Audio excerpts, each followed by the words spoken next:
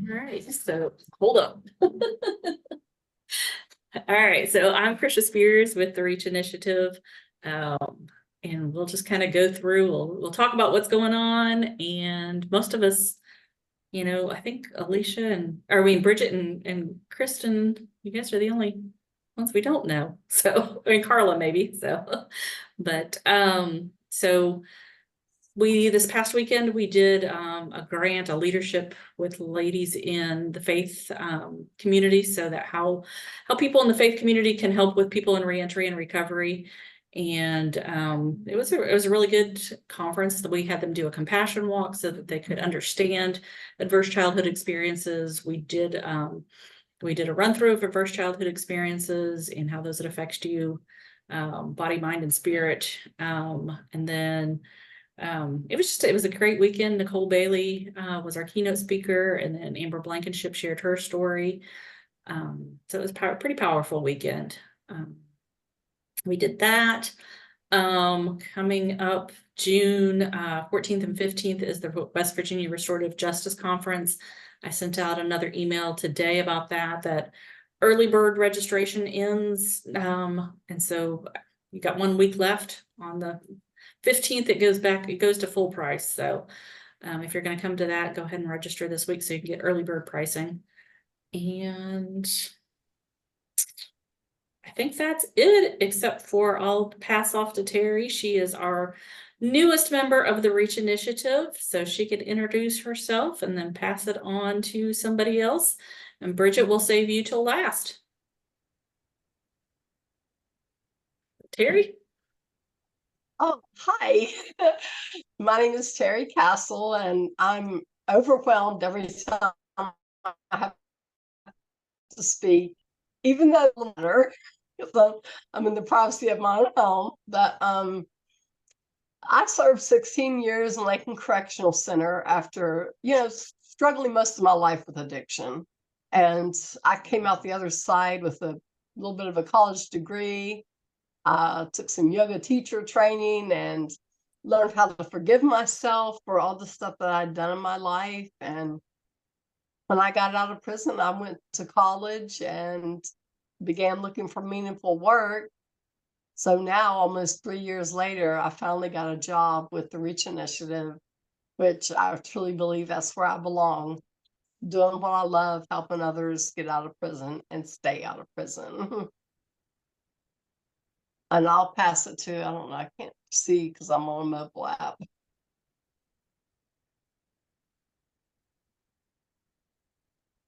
I can go next. So I'm Tina Ramirez. I think I know pretty much everybody on here, but I am with Marshall Health Addiction Science Division. So head up Great Rivers Regional System for Addiction Care. And I get the privilege of working with folks pretty much from Charleston South on the full continuum. So I'm kind of like the librarian who can link people to services anywhere from prevention, intervention, treatment, and recovery.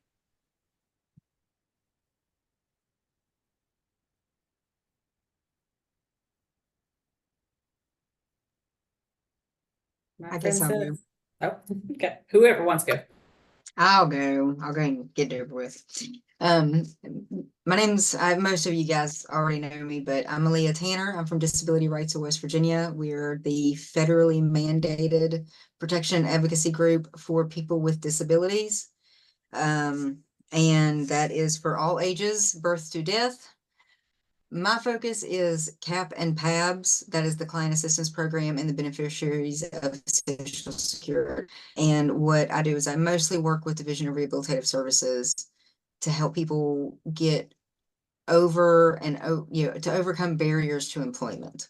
Whether that's helping them get assistive technology, whether that's, getting them signed up for DRS services, which if you guys don't know about Division of Rehab Services, it is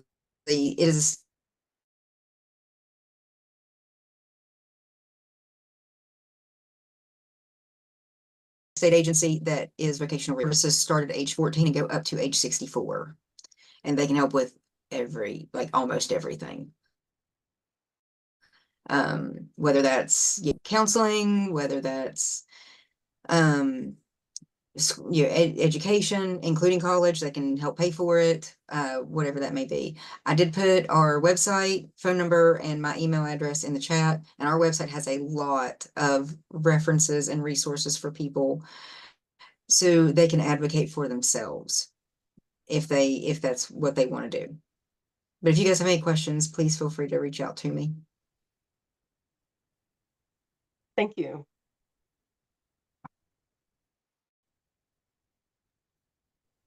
I will go next. I'm Kristen Greamy. I apologize. My camera is not working. So you can't see me, but you can hear me. I am a reentry liaison with the West Virginia Schools of Diversion and Transition. We go into correctional facilities around the state and provide reentry resources for inmates who are going to be released under 180 days. I have Southwestern Regional Jail, Charleston Correctional Center, and Lakin Correctional Center that I personally service. And there are 3 others like me that are all around the state, and we have different people that we work with, such as Jobs and Hope, and people on this call that we help kind of bridge that gap between incarceration and reentry. Thank you. It's nice to meet you.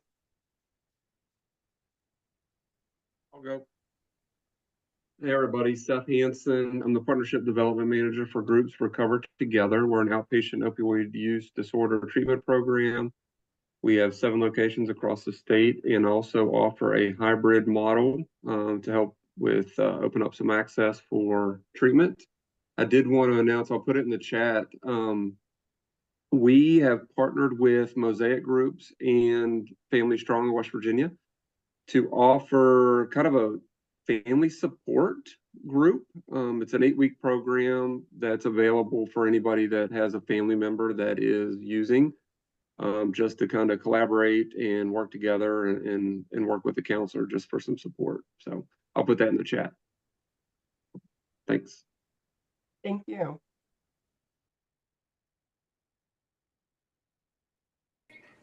Hi guys, I'll pop on next. My camera's not cooperating with this browser. But my name is Carla Mollahan. I'm with Unicare. I work in the population health, whole health department as a health promotion consultant. And I travel throughout 11 counties and do public health education. I can set up health topic tables or do private group lessons on any topic needed. And also just trying to get in with the reentry population and help out wherever we can.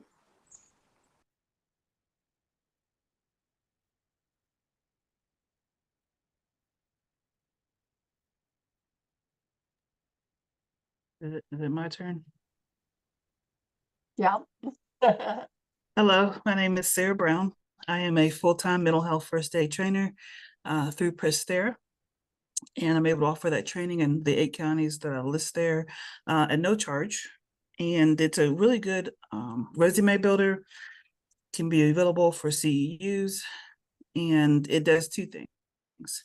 It heightens your noticing skills for noticing the signs and symptoms of a mental health or substance use challenge. So it's like the yellow car phenomenon. I always say, you never see a yellow car until someone says, man, there's a lot of yellow cars today. Then you can't stop seeing them. That's what this training does for noticing the signs and symptoms. Because the goal is to be able to notice them not just when they're in crisis, which is real obvious, when they're suicidal, they're severely depressed. That's pretty obvious, but to notice it when it's really early, when it's real subtle and you can be easily dismissed or downplayed. But if you catch it then and you address it, then you can prevent crisis. That is the goal of mental health first aid. The other part is to help people have a conversation format that opens people up rather than shuts them down. A lot of us want to help and we try to help with our words, and then they shut down, they back off, they whatever, cuss us out.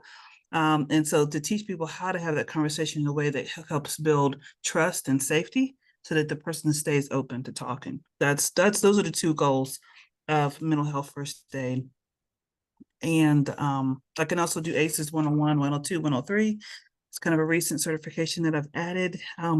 And with mental health first aid, there are community specific versions. I often forget to say that because it's just, there's so much.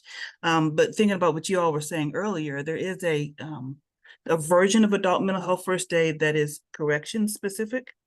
So for those that work inside the prisons, inside the jails, and there is a public safety specific version for those that work outside. So the courts, officers, and then people that work on the outside with this population, to make them more understanding and aware, and less, I would say, if you can't make it better, don't make it worse. That's kind of the idea. And one other specific thing is that it really digs deep into what does their self-care look like. And they have testimonies from other officers who have had their own mental health challenges and have come out on the other side. And so that's a real unique thing that doesn't show up in the adult mental health first aid as much. So if I can be of assistance, I am looking for organizations and groups that would want to have that training. Just need a minimum of 5, maximum of 30 to do that, and I could anywhere. Thank you for having me. I'll pass it back to, I don't know. Actually, Bridget, it's Bridget's turn.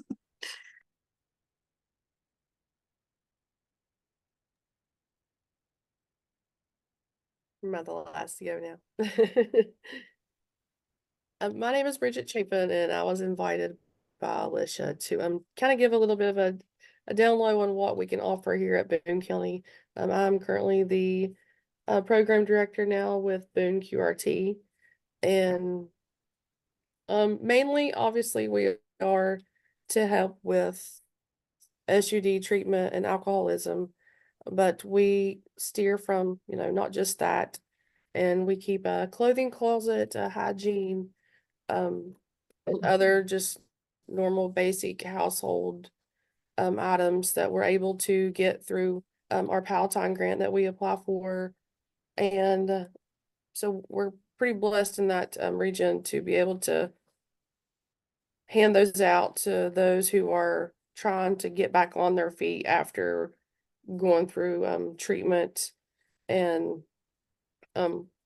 usually we actually have several people that come in to use our clothing pantry that are just out of jail. So they're the Hero House and the Fulton House uses us a lot in the pro office. So they just kind of send them up here, and we're able to clothe them with some things to get them started. And we're able to give out food boxes and in the field daily. Obviously, we do snack bags and hygiene in our daily engagement. But for this type of thing, we are able to, help out, get some things started with living, and as long as our funds are still allowing at that time that everyone needs it. But we do have another grant that is through the Boone County Community Foundation, and it allows us, as long as the person has completed treatment, a long-term treatment, which is consisted of 8 months for what the grant was wrote for. But we can, with proof of the certificate of completion, and the landlord has to fill out a paperwork, and obviously the person that will be, we can provide a deposit for rental for a new rental house up to $650. So we are able to help with that, and it's used we probably since December we've issued probably 4 or 5 of those at least, and it has to be obviously through our Boone County residents or that we've got into treatment is well our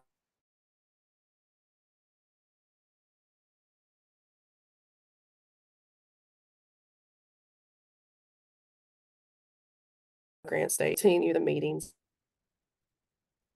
and any kind of aftercare process therapy. Excuse me, sorry. Through that grant also we can help issue and pay for any ID that they may need or birth certificate that they need to pay for. And so if they have to get that, beforehand, I know a lot of people are already pretty much getting it by the time that they kind of get to us, but we can do a reimbursement as long as they have proof that they purchased it. And we do hold Celebrate Recovery meetings on Monday evenings. So if anyone, once they're out of jail and going back into the world and they would like to find some aftercare meetings and would like to add one to their list, maybe, we do ours every Monday evening. It's in just outside Danville at the Fountain of Life Worship Center. One of my PRSS and faith leader, Barry Stowers, he's the leader of it. And we provide a hot meal before the lesson, which also we were able to secure a grant with WVU through the foundation and be able to have some funding to purchase our meals for that.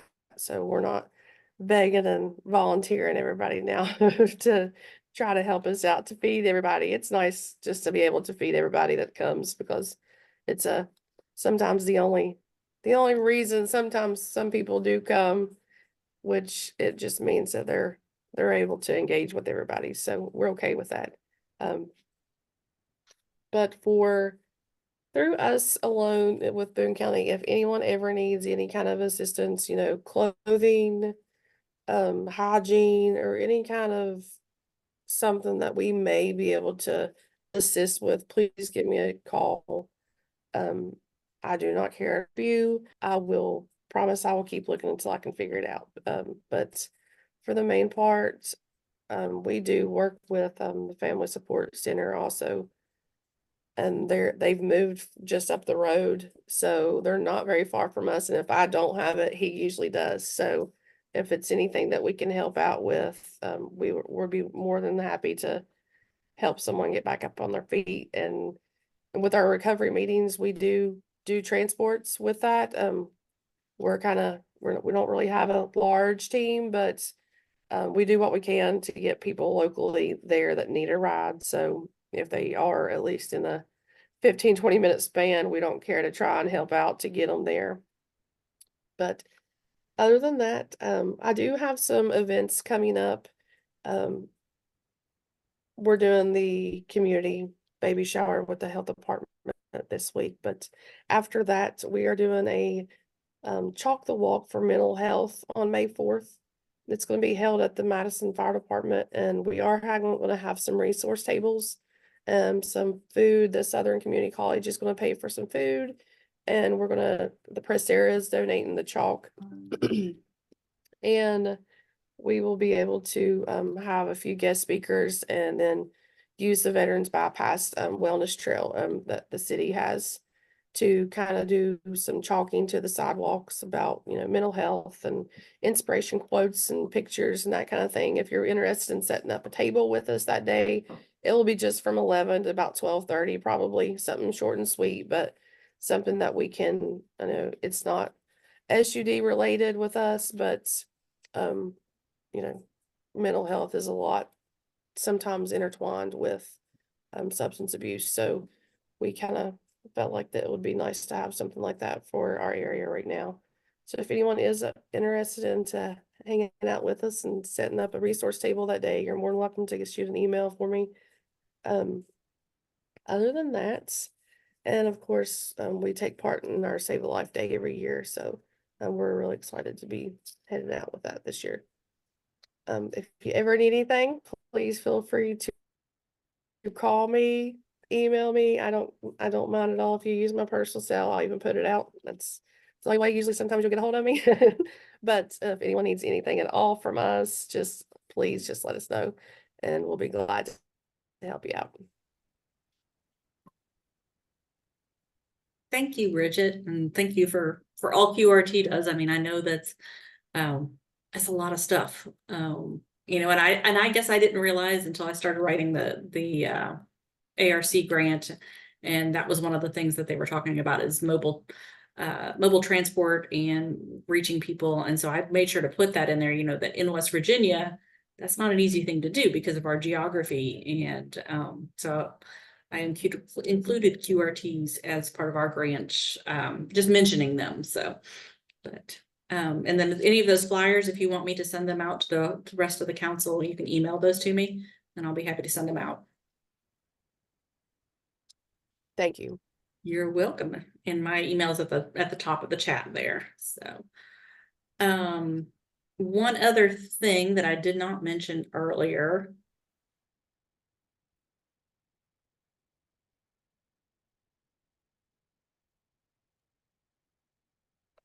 Somehow I muted myself. So the West Virginia Reentry Councils are now on the tablets in the jails and the prisons. So we're getting a lot of, me are getting a lot of emails about that. I'll have Terry, starting to help me with that pretty soon too. So, Kristen, if I can set up a meeting at some point with you and the other three, how we can all work together to try and connect these people to the appropriate county that they're releasing to and what resources they need. That's the biggest thing right now, is just to try and figure out, what's your release date, what are your needs, where are you going to, and getting them connected with the appropriate people. Yeah, we've had, well, I know I personally at Southwestern, mostly in our regional jails, I've been getting a lot of questions because they're not used to having reentry options, Yes. on a regional level. Prison's a little different. But I have been getting, well, not so much me, the unit managers counselors have been getting a lot of questions that they have been directing me to. So yeah, that would be great. Yes. I can actually do an email, include you and the other three of us, and we can pick a time. That would be fantastic. Yes. If that works for you. Perfect. Yeah, we knew that it was in the process, but we didn't know it had actually happened until it actually happened. And then all of a sudden the emails started blowing up, and I have 30 some contacts within a day or two.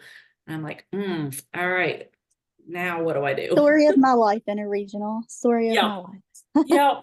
So, but happened. we've got all 55 or all 55 counties. So it's just like, okay, you're going to where and when and what do you need? Who do I connect you to? So, I've been trying to meet with different the council chairs and then just different resources and things.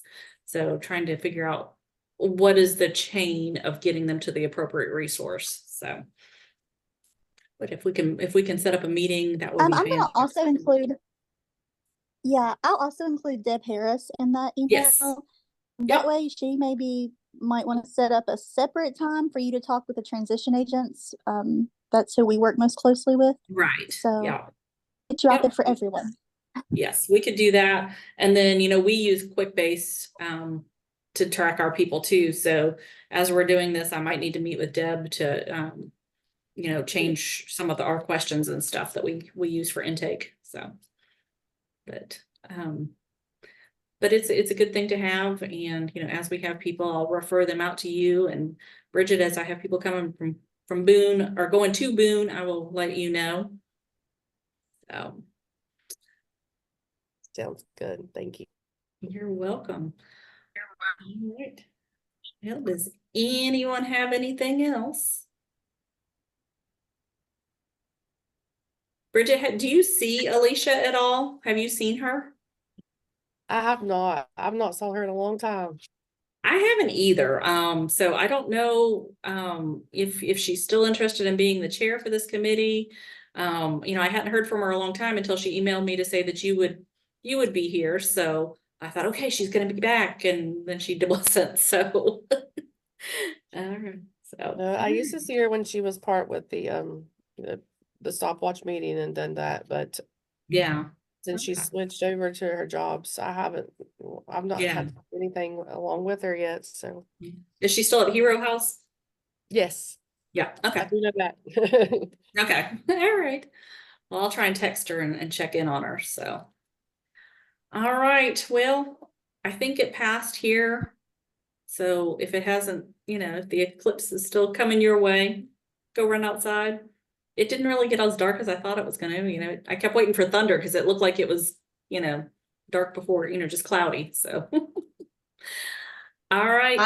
I do have one thing I wanted to let everybody know. I posted about nitazene coming to our area last week.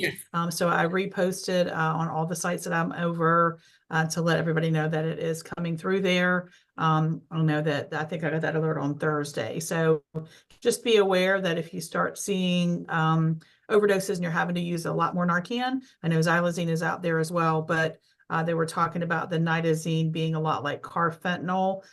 So the naloxone will drop, take care of it for a little bit, and then it just comes right back. So multiple doses in different intervals is what we're hearing about the nitazene. And I learned today that I know we have nitazene strips that are available, but at the Summit in Georgia, they said there's also nitazene test strips available at some of those, because I'm not sure how many groups are testing for xylazine or nitazene. So that's just another thing that's coming through our drip line now. Okay, well, thanks for sharing that. All right, well, let's see, anyone have anything else? You guys have mentioned mental health, which made me remember the Walk for Hope. Actually, I got the flyer from one of the previous reentry meetings. I just don't remember which one. I posted it, and yeah. There we go. Yeah. So I went through my chain of command, and disability rights is going to have a table there on it will be me on April the 22nd. We just got it set up today. And this is more for kids, not adults, but anybody in the Charleston area. They are doing the Celebrating Connections 2024. It's a 3-day event that I'll post just because if you guys don't want to go to it, you might know somebody that does. I will post it. The link, there's the link for it, that it has all the agendas and everything, and I will be at that for 3 days. But like I said, it's geared more for children and services for children, but you never know, somebody might need it. Yeah. Thank you. And then I sent out a little while ago, Aaron Blankenship is doing Collegiate Recovery Day next Monday at whichever campus, I don't even remember. So he was looking for vendors and resources if anyone to set up. So you can reach out to not Amber, Aaron, the other Blankenship. Logan Williamson. So yes.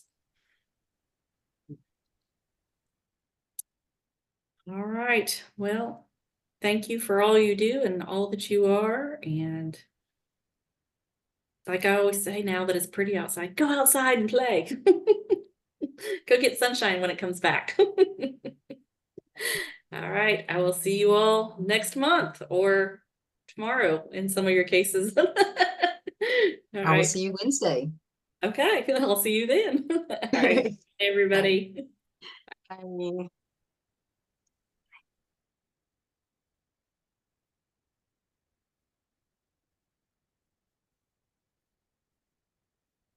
You still there? Yep. All right. I'm saving the chat. Okay. All right. I'm good. I'm gonna stop recording. Okay, bye. Bye.